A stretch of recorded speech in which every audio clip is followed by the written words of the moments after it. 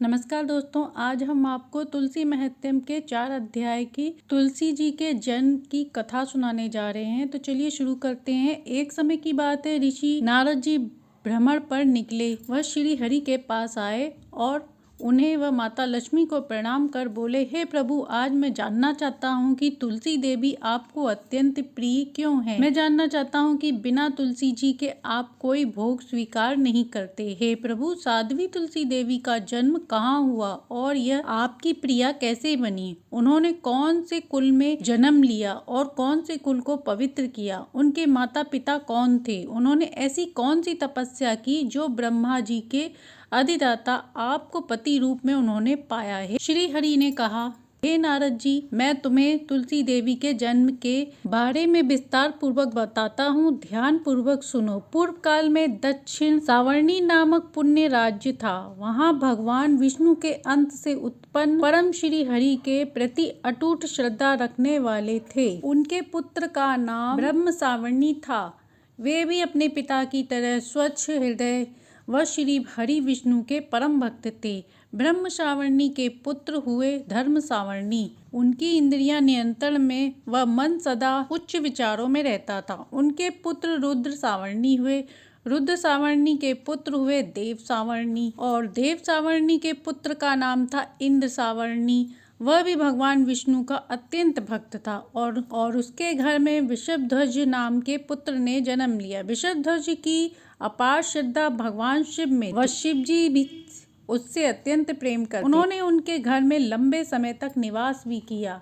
उनकी माता लक्ष्मी, विष्णु व सरस्वती में बिल्कुल भी आस्था नहीं थी। उसने सभी देवी देवताओं का पूजन बंद करके केवल शिव भक्ति में लीन रहने का निर्णय किया था। स्वयं को महान शिव भक्त समझते हुए उसने अश्विनी मास की लक्ष्मी देवी उपासना में विघ्न डालना शुरू कर दिया। इसके बाद माघ मास की पंचमी पर सभी देवता अगर सरस्वती माता की पूजा करते, वह उसमें भी सम्मिलित नहीं होता। वह भगवान विष्णु की पूजा की निंदा करता। वह सभी देवी देवताओं ऐसा देखा तो सूर्य देव ने राजा वृषभ को श्राप दे दिया, हे राजन, इसी वक्त तुम्हारी श्री नष्ट हो। जब शिव जी ने अपने भक्त पर संकट आया देखा तो उन्हें क्रोध आ गया और वह त्रिशूल उठाकर सूर्य देव के पास पहुंचे। तो सूर्य देव अपने पिता कश्यप के पास, ब्रह्मा जी के पास पहुंचे तो शिव जी वहां भी पहुंच गए। इसके बाद शिव जी के क्रोध के डर से ब्रह्मा जी व सूर्य देव आगे रखकर वैकुंठ पहुंच गए। उनकी स्तुति से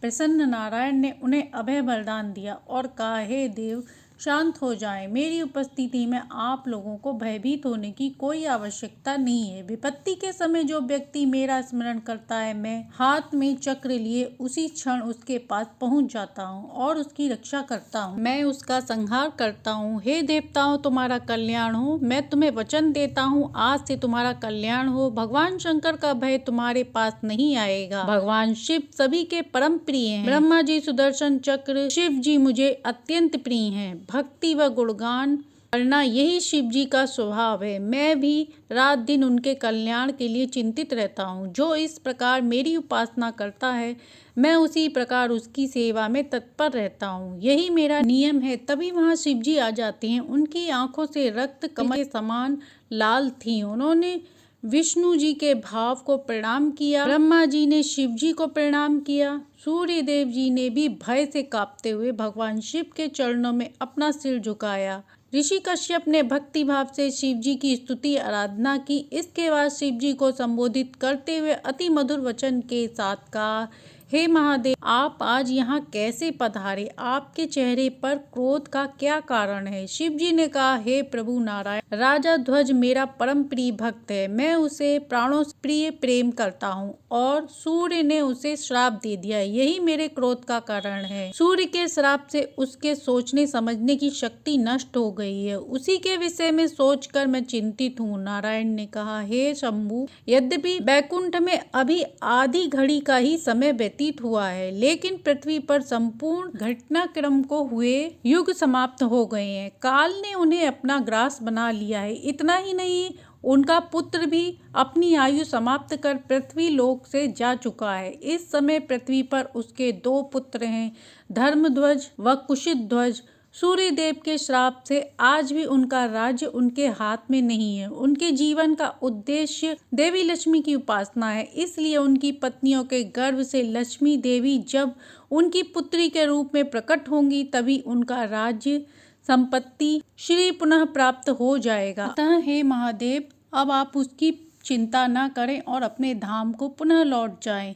यह सुनकर उनका मन पुनः शांत हुआ और वह वापस अपने कैलाश धाम चले गए। ब्रह्मा जी व सूर्यदेव भी अपने अपने स्थान पर लौट गए। भगवान विष्णु ने उन दोनों भाइयों को माता लक्ष्मी जी के विषय में बताया। उन्होंने घोर तपस्या कर माता लक्ष्मी जी को प्रसन्न किया और अपना सारा राज्य फिर से वापस प्राप्त किया। कुशध्वज की पत्नी का नाम मालावती था। उसने एक कन्या को जन्म दिया जो लक्ष्मी देवी के अंश थी। उस कन्या ने जन्म लेते ही वेद मंत्र का उच्चारण करना शुरू कर दिया। वेदवती इसीलिए उसका नाम पड़ा। आगे चलकर वह भगवान विष्णु को पति रूप में पाने के लिए तपस्या करने लगी। वहीं पर रावण द्वारा शापित कथा आती है। यही वेदवती राम जी की सीता के रूप में जन्म में। तो ये थी राजा ध्वज की संपूर्ण कथा।